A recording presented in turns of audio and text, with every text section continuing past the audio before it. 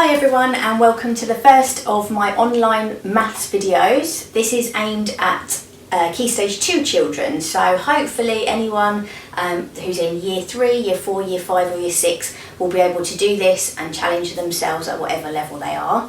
This is going to be really different to being in a classroom because I can't see you or ask you questions and you can't answer me. So what I'm going to try to do as I go through the different activities is do a little pause, and you can then see if you can answer the question straight away while you're at home, or if you need some more time you can pause the video and then play me again when you're ready for the next activity.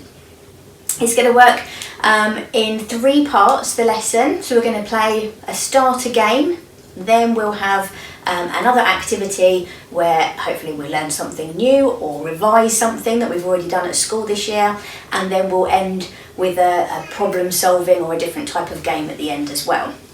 So each time you need to just take time and pause the video, and if you can do it as I'm going, then great, that's great as well.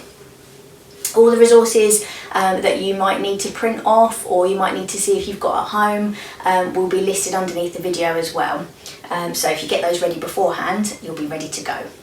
Okay, so this is our first starter activity, and for this you don't have to have a whiteboard at home. You can do this on a piece of paper, or you might have a mini whiteboard or anything. You can put, or you can print off this grid, which I'm going to put online as well. For Year 3, 4, you need 4 boxes on your screen. If you're lucky enough to have 2 people in the same house with you being able to work on this, you can play against someone. Works just as well if you do it on your own, but you can play against someone and then they need 4 boxes as well.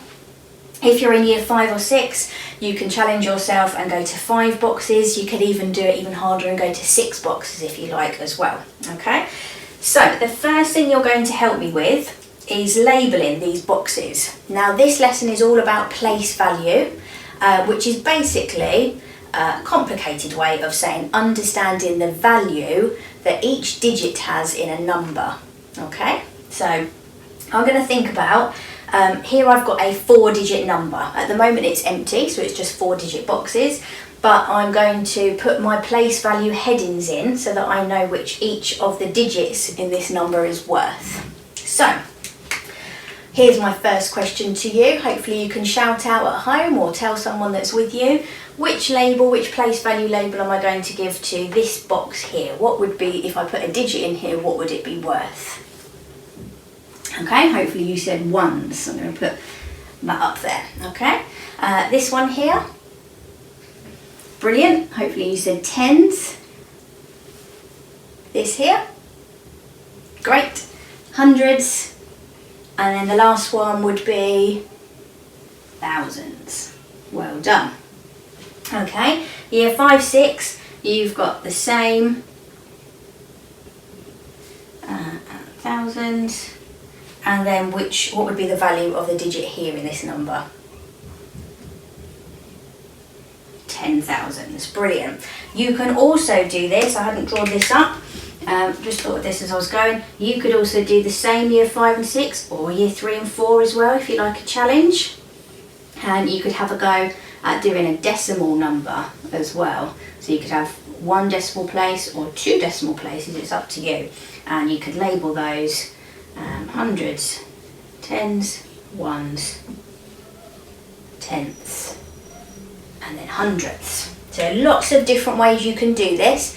You can select which one you want by printing off the resource that I've attached to this video, or you can draw your own boxes out on whiteboards or paper, entirely up to you. Okay, the next thing you then need is either some of the 0 to 9 digit cards that again you can print out with this video link, or I've got some of these magnets which were from Lidl's. I don't think they're around at the moment, but if you've got these at home, these number magnets are great. Okay, but you basically want to hide them so you can't see them, so you could put them face down on the table, or you could have them in here, and you're going to pick out a number out of here. Okay, the number I've picked out is number 8.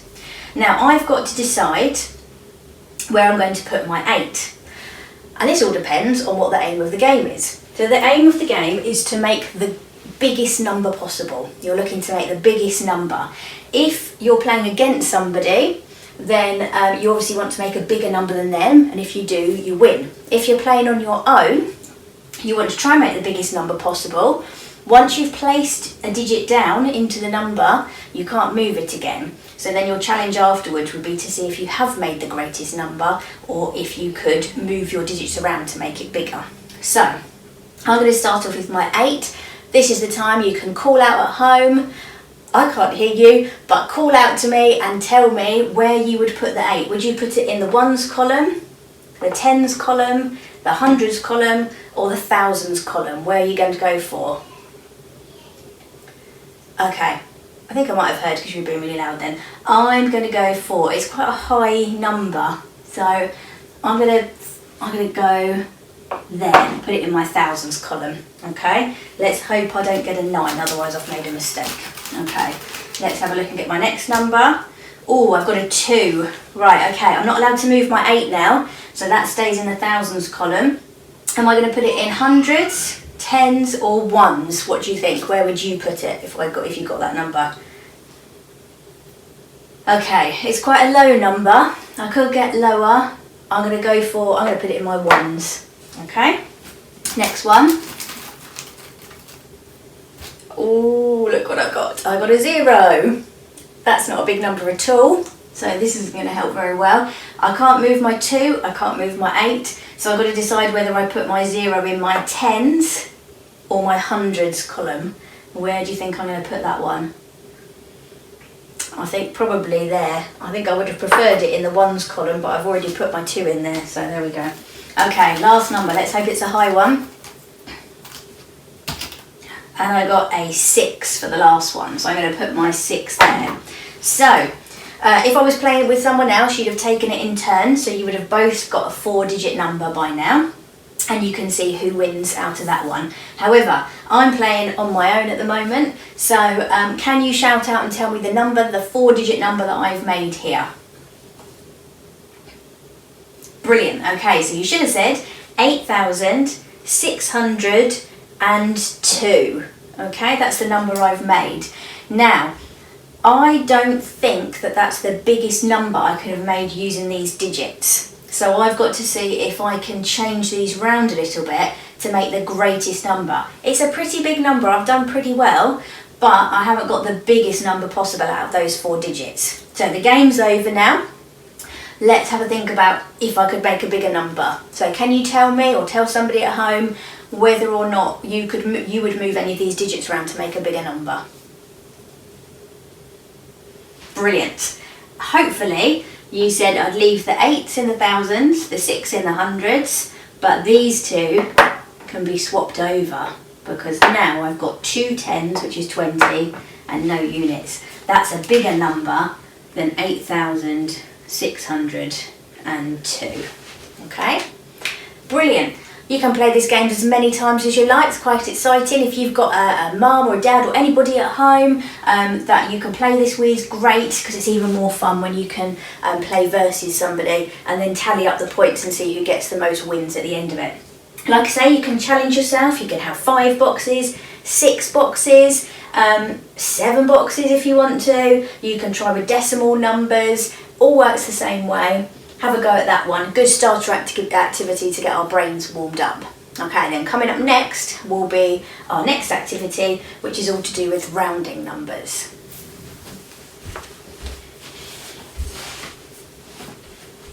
Hi, okay, I hope you had great fun playing that game and managed to make some of the biggest numbers you could using the digits that you had. Okay, our next part of this lesson is all to do with rounding numbers, which I'm sure you've probably all done before at school, so hopefully this is a bit of a revision lesson for you to see what you can remember, and then I'll put some ideas on my website as to how you can extend it further so you can challenge yourself a little bit more as well. Okay, so rounding numbers is basically just about making a number simpler but keeping its value close to what it is. Okay, so we're going to do a couple of activities first before we even start rounding numbers. Some of it might seem a bit simple at first, but work with me because it will help you to understand rounding better rather than just remembering a little rhyme that you probably know, which is great, but if we get that rhyme wrong, we then perhaps don't have to give the correct answer to a rounding question. So if we understand actually what is happening when we're rounding, it's a lot easier for us to get questions right when we're doing our maths lessons or in a test. Okay, so I've got a number line, 2 number lines here. We're going to focus on this one first. The first one is a 0 to 10 number line. Okay, so I've marked all the bits along here. What I'm going to do is I'm going to tell you which number I want you to put on my number line, and you're going to either on your own number lines write them in if you've printed them off the website, or you can just shout out at me where you think the number goes. Okay, so I'm going to start off by putting the 0 in because that's the easy bit. And again, you might think this is really simple and easy. Great, that's good if you do. It's going to progress on to a little bit harder, so bear with me, okay? Right, so I'm putting my 0 there. Think about where my 5 goes first. So can you tell me, or write on your own number line, where the number 5 goes? Okay. Hopefully you've told me that it goes right in the middle between 0 and 10. And actually I'm going to put 10 at the end here because we know that it starts with 0 and ends with 10. So 5 is halfway between 0 and 10, isn't it? Okay. Next number. I wonder if you could tell me where the number 4 goes. Brilliant, hopefully you told me it's 1 before 5, so I'm going to put that one there. Fantastic. Okay, and then let's do the number 2. Can you tell me where it goes and how you know that? Not just because you know how to count, but can you give me a better reason to tell me how you know that the number 2 goes where you're telling me it's going? Brilliant, okay, so I'm going to put the number 2. I know it's halfway between 0 and 4. Okay, I know that half of 4 is 2 and it's halfway between those. So that would be a good reasoning sentence to tell us why you've placed the number 2 there. Okay, what about then the number 9? Give me a explanation as to why you're putting this where you are. Okay, hopefully you're saying you're putting it just before the 10 because it's 1 less than 10. Fantastic. We'll do the same now with the number 6. And put it there because it's 1 more than 5. Let's go with the number 8 now. Hopefully you can say I'll put it there because you know that 8 is 2 more than 6. Brilliant. And then number 3, where would you put that? Fantastic, hopefully there, because you know that 3 is 1 bigger than 2, but 1 less than 4. And we've got 2 more numbers left, a 1 and a 7. So we're going to put the 1 here, we know that comes after 0, and then the 7 here. And then if we count along to make sure we're correct, 0, 1, 2, 3, 4, 5, 6, 7, 8, 9, 10. Looks good to me. Well done, brilliant. Okay. That was the easy bit. We're going to go slightly harder, but I'm sure you'll probably be able to do this as well. We're going to do the same again. I need to draw a 0 one because I haven't got one printed out on my number cards. And this time we're going to do the same thing, but this time my number line is from 0 to 100. Okay, so now we're going to be jumping in multiples of 10. So each stage on my number line is a multiple of 10 now, and we can use this to help us. So what would my middle number be? If between 0 and 10 we know that halfway is 5, between 0 and 100, remember we're jumping in multiples of 10 now, it must be what number? Brilliant, hopefully you said 50, so I can put that underneath there. Fantastic. We can then say the same, what number would come before 50? And hopefully you said 40, which I can put there. Fantastic. Okay, can you tell me where you'd put the number 90?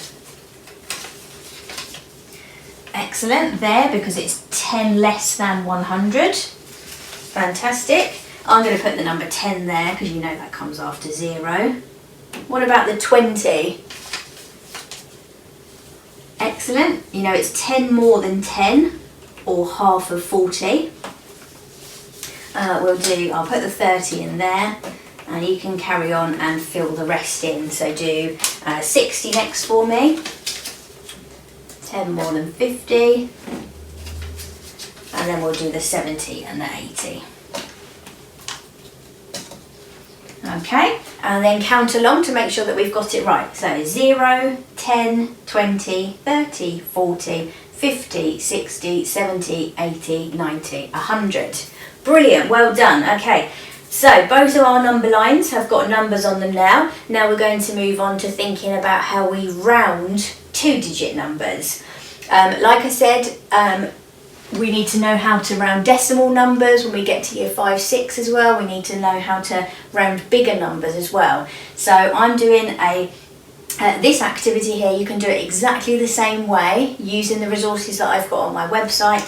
Print them off depending on what year you're in, and you can do exactly the same activity but using the numbers that are suitable for you. Okay, if you're finding one easy, you know whether it's easy or not, move on and do another one. Okay, so if you're in year 4 but you find the year 5, 6 questions that you can do them, go for it, challenge yourself, have a go.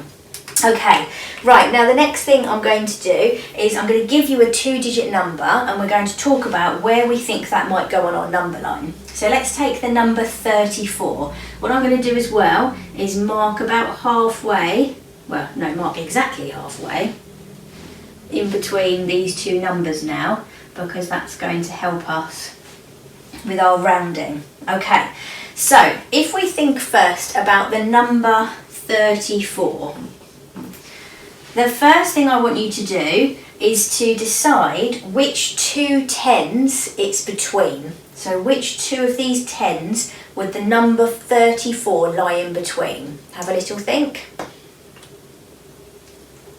Okay, hopefully you said you think it lies between 30 and 40. Okay, and if you said that, great. So I'm going to hover number 34 just above here for a minute. Okay.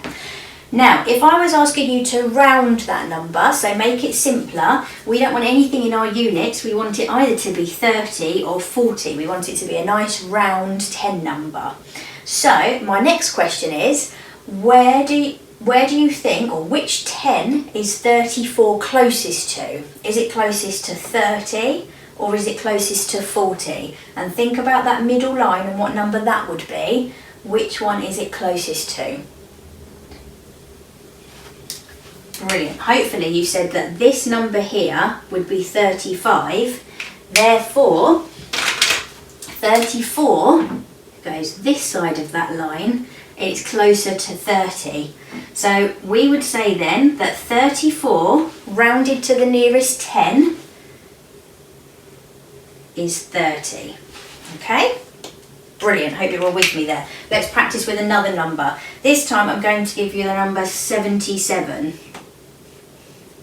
Okay, now first question, think about or tell someone at home, which two tens would 77 fall between? Where would it be? Which two of these tens would 77 fall between? Brilliant. Hopefully you said between 70 and 80, so I'm just going to put it there for the moment. Okay, next question, same as before. Is 77 closer to 70 or is it closer to 80? Which one do you think? And remember, what we did last time was we marked the halfway with our number, which in this case would be 75. So is 77 bigger than 75 or less than 75? Brilliant. So our 77 is bigger, therefore it's closer to 80. So we say 77 rounded to the nearest 10 is 80. Brilliant. Okay, I'll give you another one. This time number 11. Okay, first question. Which two tens does the number 11 fall in between? Okay, hopefully you said between 10 and 20. So I'll put that up there. Okay, now I'm going to mark my halfway number, which helps me, so that's 15. Now, is the number 11 bigger than 15 or smaller than 15? Hopefully you said smaller. Very close to 10, isn't it? Okay, so therefore we would say that 11 rounded to the nearest 10 is 10, because that's the closest 10 that it's near to. Okay, right, one more. Let's give you the number 55.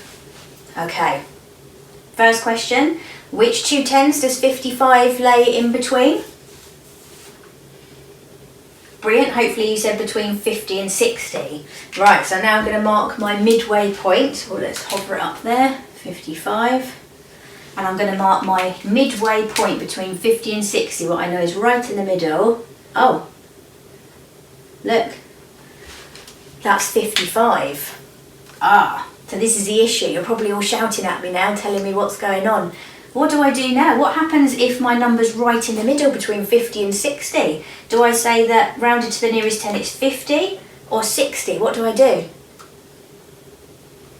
Brilliant. Hopefully you've said that you round up, okay? Because when we've got a 5, we still say, even though it's halfway in between, when we round it to the nearest 10, we say that it's 60.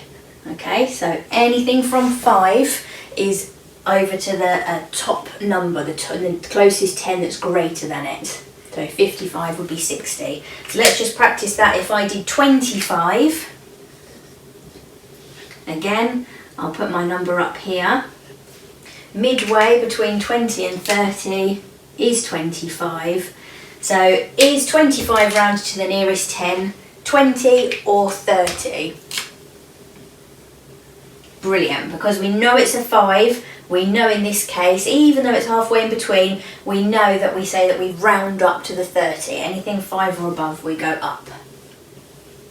Brilliant. You probably know the little rhyme that tells you that. You might have them, they're great as well. But if you do this, you'll be able to understand why we round up or down, because sometimes we learn the rhyme, but we don't really understand what's going on with the numbers. So hopefully this will show you what's going on with the numbers.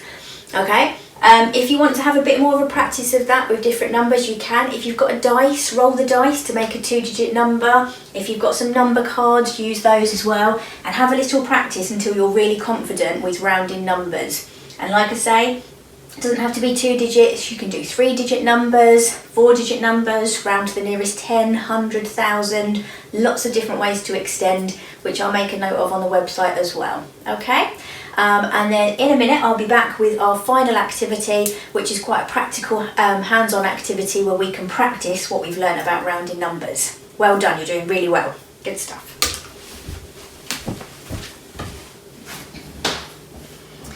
Okay, so this is now the last part of the lesson. You're now an expert on rounding numbers and had lots of practice in doing it. So this is a quick game at the end, which hopefully you'll enjoy and will get you moving around a lot more, so that you can revise everything that you've done and show what an expert you are. So for this one, again, you can differentiate it depending on what year group you're in and how you've challenged yourself so far in this lesson. But I've gone with what we've been doing, and I've got cups here, each labelled in multiples of 10, from 10 to 100. If you don't have cups, you could just put your number cards down on there. If you've got some, little paint pots or little yogurt pots, anything like that. See if you can find something around the house that is a container, or like I say, if you can't find anything, just put your number cards down on the floor, on the table or the floor, wherever you want to do it. I've then got some lollipop sticks that I've put some 2-digit numbers on, and these are all non-multiples of 10, so they've all got a digit greater than 0 in the units column. Okay, again, if you don't have lolly sticks, you could write 2-digit numbers on pieces of paper and fold them up, so you then have to unfold them and play this game. That would be a good way if you don't have any lolly sticks available. Okay, you can decide how many you how many numbers you want for this game. I've got 2, 4, 6, 8, 10, 11. I've got 11 of them here. And you can also decide whether you want to time this activity or whether you want to start and have a practice first and then time. But this is one where you can challenge yourself and you can compete against yourself to see if you can get better and better each time. So, aim of the game this time is to pick up a lolly stick and read the number on it, or your piece of paper that you folded up, open it up and find a number. Then you've got to decide what that number would be, rounded to the nearest 10, and find the correct cup and put it in the correct cup. Like I say, the whole idea of this is that we're doing this with speed now because we're an expert, so we should be able to do it really quickly and maybe not use our number line to help us. You've got a number line here really, but you could perhaps have a go and do what I'm doing. I'm standing behind it so I can't see it, and then I can just lean over and see it. Or if you've got your numbers down like this, you can literally just place your lolly sticks over the top or your piece of paper over the top. But the idea is that it's about speed now because we're experts and we're just practicing what we've already learned. Okay, so I would set my timer for 2 minutes if I wanted to start with, or I could just time myself rather than giving me a countdown time. I could just time myself and then see each time if I got better. So you play it like this, pick a random one up, 13, or so I'm going to press between 10 and 20, it's closest to 10, so I put it in there. 71's next, it goes there because it's nearest to 70. 33's next, and I put it there. You can check that I'm doing this right as I'm doing it. 54, or that goes into the 51. 42 goes into the 41. 95, or they're the tricky ones, I know that I need to go to the next 10, so that's 100. 92 goes into 90. 52 goes into the 50. 27 rounded to the nearest 10 is 30. 94 rounded to the nearest 10 is 90. And 64 rounded to the nearest 10 is 60. And then I can stop my timer, see how long that took me, and then I can have another go again, take the lolly sticks out, have another go again and try and beat your score. Okay, if you find that you're doing it really easy, then perhaps you can add some more lolly sticks or pieces of paper with numbers on them. If you find you're finding it a little bit tricky, perhaps don't time yourself for now, just have a practice of putting the numbers in the cups, have less lolly sticks, just try a few to start with. You adapt the game to make it really good for you. The idea is that you enjoy yourself and have a little bit of fun learning. So, well done, you've done really well for our first lesson on rounding, looking at place value. I look forward to seeing you in our next lesson. Hopefully see you soon. Thanks very much, bye.